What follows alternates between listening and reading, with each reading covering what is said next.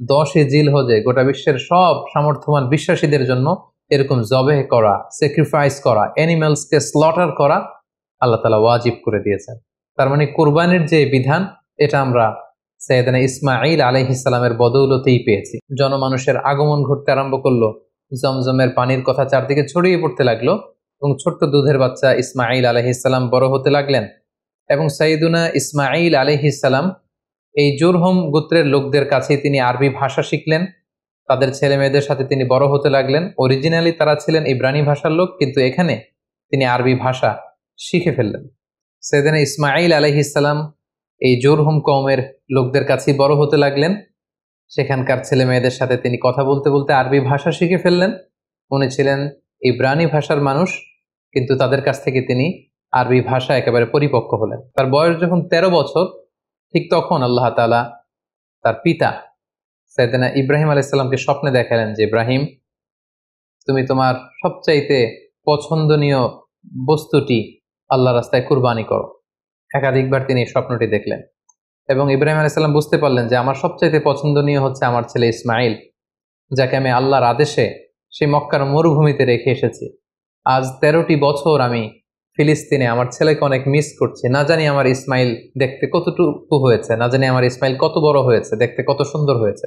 ইব্রাহিম আলাইহিস সালামের হৃদয়ে ছেলে ইসমাইলের মায়া ভালোবাসা যখন প্রবলভাবে জন্মালো, ঠিক ওই মুহূর্তে তিনি স্বপ্নে দেখলেন যে আল্লাহ তাআলা ইসমাঈল আলাইহিস সালামকে কুরবানি করে দেওয়ার জন্য, জবাই করে দেওয়ার জন্য আদেশ করছেন।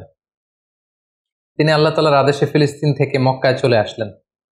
এসে 13 বছর পর নিজের কলিজার টুকরা সন্তান ইসমাইলকে দেখলেন, কিন্তু এই ছেলেকেও তিনি বেশি দিন ধরে রাখতে পারবেন না, কারণ আল্লাহ তাআলার আদেশে তাকে জবাই করতে হবে। তিনি ছেলের সাথে কনসাল্ট করলেন। বাবা ছেলের কনভারসেশনটা কেমন ছিল আল্লাহ তাআলা সূরাতুস সাফফাতে খুব চমৎকার ভাবে বলছেন, ফালাম্মা বালাগা মাআহু সাইয়া ক্বালা ইয়া বুনাইয়া ইন্নী আরা ফিল মানামি আন্নী আযবাহুক। ইসমাইল যখন একটু হাঁটতে পারে, দৌড়াতে পারে, ছোটাছুটি করতে পারে, এই বয়সে যখন পৌঁছলো, ইব্রাহিম আলাইহিস সালাম এসে বললেন, হে আমার কলিজার টুকরা সন্তান, আমি স্বপ্নে দেখেছি যে আমি তোমাকে জবাই করছি। ফানজুর মাযা তারা, what do you think about it, what's your opinion about the matter, তোমার মতামত কি, আমি তোমার মতামত জানতে চাই। ছোট্ট ছেলে ইসমাইল আলাইহিস সালাম বললেন, ক্বালা ইয়া আবাতি ফাআল মা তু'মার, হে আমার বাবা, আপনি যেমনটি আদিষ্ট হয়েছেন ঠিক তেমনটি করুন। সাতাজিদুনি ইনশাআল্লাহু মিনাস সাবিরিন, ইনশাআল্লাহ অচিরেই আপনি আমাকে ধৈর্যশীল পাবেন। আপনি মনে করবেন না যে আমি ঘাবড়ে গিয়েছি, আমি ভয় পেয়েছি, আমি দৌড়ে ছুটে পালাবো না। আপনি যেমনটি দেখেছেন তেমনটি করুন, কারণ আপনি আল্লাহর নবী এবং আল্লাহ তাআলা আপনাকে আদেশ করেছেন, এটা আপনার উপর আল্লাহর ওয়াহী, সো আপনি আমাকে ধৈর্যশীল পাবেন। বাবা ছেলে তখন মক্কা থেকে, মক্কার পাশেই মিনা অবস্থিত, মিনা প্রান্তরে রওনা হলেন আল্লাহ তাআলার আদেশে ছেলেকে কুরবানি করবার জন্য। কি মর্মান্তিক, কি হৃদয় বিদারক সে দৃশ্য। এবং সাইয়েদনা ইসমাঈল আলাইহিস সালাম বললেন, বাবা, আমার চেহারার দিকে তাকিয়ে আপনি ছুরি চালাতে আপনার বড্ড মায়া লেগে যাবে, কষ্ট লেগে যাবে, আপনি আমাকে উল্টো করে শুইয়ে দিন, অর্থাৎ আমার চেহারাটা থাকবে মাটির দিকে, আপনি পেছন দিক থেকে আমাকে জবাই করুন।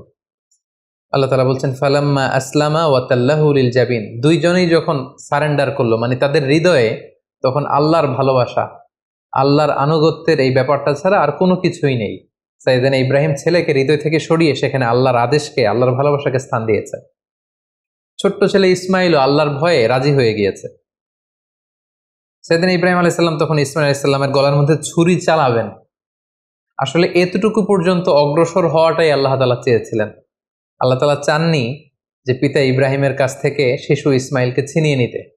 আল্লাহ তাআলা চেয়েছেন যে ইসমাইলের স্থান ইব্রাহিমের হৃদয়ে বড় নাকি আমি আল্লাহর স্থান বড়। তিনি যখন ছুরি চালাবেন, পেছন থেকে ডাক আসলো, ওয়ানাদাইনাহু আইয়া ইব্রাহিম, হে ইব্রাহিম, স্টপ, আর সামনে আগ বাড়ানো যাবে না, এখানেই থামো। কদ সাদ্দাকতার রুইয়া, তুমি তোমার স্বপ্নকে বাস্তবায়ন করেছো, তুমি তোমার স্বপ্নকে বাস্তবায়ন করে দেখিয়ে দিয়েছো।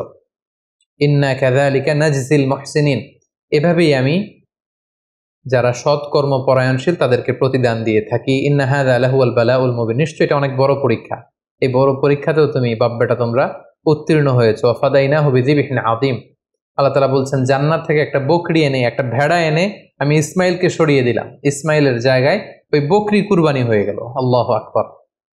সাইয়েদনা ইসমাইল আলাইহিস সালাম বেঁচে গেলেন।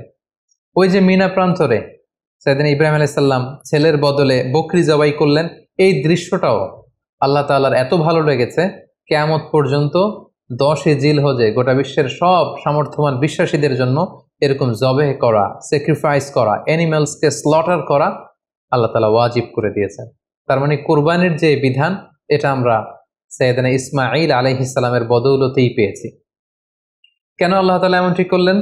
আল্লাহ তাআলা চাইলেন যে আমি দেখতে চাই ইব্রাহিমের হৃদয়ে কে বড়, কলিজা টুকরার সন্তান ইসমাইল বড় নাকি আমি আল্লাহ তাআলা বড়। এখান থেকে আমাদের জন্য শিক্ষা হচ্ছে, ইব্রাহিম আলাইহিস সালামের হৃদয়ে সবচাইতে পছন্দের জায়গাটা ছিল তার সন্তান ইসমাইল, কারণ 86 বছর পর একটা সন্তান পেয়েছে। কত মায়ার জায়গায়, কত আদর এবং ভালোবাসার জায়গায় তিনি হৃদয়ে তাকে স্থান দিয়েছিলেন। আল্লাহ চেয়েছেন না ওই জায়গায় যেন আল্লাহর ভালোবাসাটা থাকে, এজন্য ইব্রাহিম আলাইহিস সালামের উপর সবচেয়ে বড় পরীক্ষা তিনি চাপিয়ে দিয়েছিলেন। সম্মানিত ভাই এবং বোনেরা, আমাদের হৃদয়েও একটা ইসমাইল আছে। আমাদের কারো হৃদয়ের ইসমাইল হচ্ছে আমার টাকা, আমাদের কারো হৃদয়ের ইসমাইল হচ্ছে আমার ব্যাংক ব্যালেন্স, কারো হৃদয়ের ইসমাইল হচ্ছে আমার গাড়ি, আমাদের কারো হৃদয়ের ইসমাইল হচ্ছে আমার যশ খ্যাতি। আল্লাহ তাআলা দেখতে চান যে সব কিছুকে আমরা আল্লাহর ভালোবাসার বিনিময়ে স্যাক্রিফাইস করতে পারি কিনা, কুরবানি করতে পারি কিনা, আল্লাহর জন্য সব কিছুকে আমরা উজাড় করে দিতে পারি কিনা। এটাই হচ্ছে কুরবানির শিক্ষা। সাইয়েদনা ইসমাঈল আলাইহিস সালামকে নিয়ে যখন হাতে ছুরি নিয়ে বা হাতে ছেলেকে নিয়ে যখন বাপ বেটা মিনা প্রান্তরে রওনা হয়েছিল, এই দৃশ্য যেন, এই দৃশ্যায়ন যেন না ঘটে, এই সিনারি যাতে না ঘটে, তারা যেন আল্লাহ তাআলার ভালোবাসায় আরো এক ধাপ যাতে এগিয়ে যেতে না পারে, পেছন থেকে শয়তান অনেকবার টেম্পটেশন করেছিল। তাফসিরে এসেছে যে মোট 3টা জায়গায় টেম্পটেশন করা হচ্ছিল। ইবলিস বলছিল যে ইসমাইল তুমি যেও না, তোমার বাবা তোমার গলায় ছুরি চালিয়ে দেবে, ফিনকি দিয়ে রক্ত বেরোবে, তুমি সহ্য করতে পারবে না, তুমি ছুটে পালিয়ে যাও। সাইয়েদনা ইসমাঈল আলাইহিস সালাম তখন ঠিক সেই জায়গাতেই মাটি থেকে পাথর নিয়ে শয়তানের দিকে ছুড়ে মেরেছিল। কিছু দূর যাওয়ার পর আবার শয়তান এসে ধোঁকা দেয়। ইসমাঈল আলাইহিস সালাম, ইব্রাহিম আলাইহিস সালাম তারা পাথর ছুড়ে মেরেছিল। তিনটি জায়গায় ওনারা আল্লাহ তাআলার পক্ষে শয়তানের বিরুদ্ধে পাথর নিক্ষেপ করেছিল। এই দৃশ্যটাও আল্লাহ তাআলার কাছে এত ভালো লেগেছে, কিয়ামত পর্যন্ত পৃথিবীর সকল হাজীদের জন্য জামরাতুল আকাবা, আল কুবরা, আল বুস্তা, আস সুগরা, এই 3টা জায়গায় 7টা করে 21টা পাথর মারা সব হাজীদের জন্য আল্লাহ তাআলা ওয়াজিব করে দিয়েছেন। তার মানে এই জমজমের বরকতময় পানি, পৃথিবীর সব পানি খেলে শুধু তৃষ্ণা মিটে, আল্লাহ রাসূল সাল্লাল্লাহু আলাইহি ওয়াসাল্লাম বললেন জমজমের পানি খেলে ক্ষুধাও মিটে যায়। এটা পেলাম আমরা সাইয়েদনা ইসমাঈল আলাইহিস সালামের বদৌলতে, আমরা কুরবানির বিধান পেলাম ইসমাঈল আলাইহিস সালামের বদৌলতে, এবং তার মা হাজেরার দৌড়াদৌড়ির কারণে এখানে সাফা মারোয়াতে সাই করার বিধান আমরা পেলাম, এবং তিনি শয়তানের বিরুদ্ধে শক্ত অবস্থান জানান দেওয়ার জন্য যে পাথর ছুঁড়ে মেরেছিলেন, এটার মাধ্যমে আমরা রমিউল জিমার, হাজী সাহেবদের যে কঙ্কর নিক্ষেপ করতে হয় 3টি স্থানে, সেটি আমরা পেয়েছি।